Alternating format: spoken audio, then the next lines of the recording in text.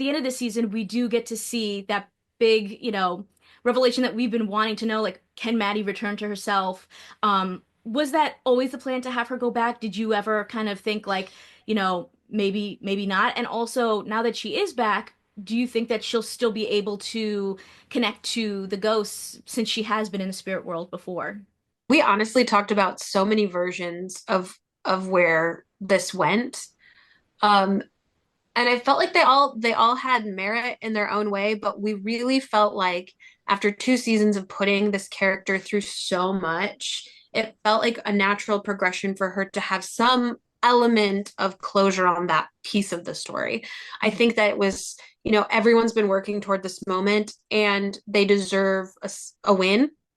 But then, of course, that opens so many questions of what's left behind. What can she do now? Can she continue to help them? And I think that's all that is to say we want the story to keep going. Yes. And we want her to continue to be a part of that story. So we just have to see sort of how that unfolds as far as what she can and cannot do anymore. We started the season knowing this was no longer a who done it, but a how did it and why, a how and why. So we knew we had to satisfy a question rather, or answer the question about a reunion of body and spirit. We did know this was out there, so we hope we provide a satisfying ending, but at the same time open the door with some big questions.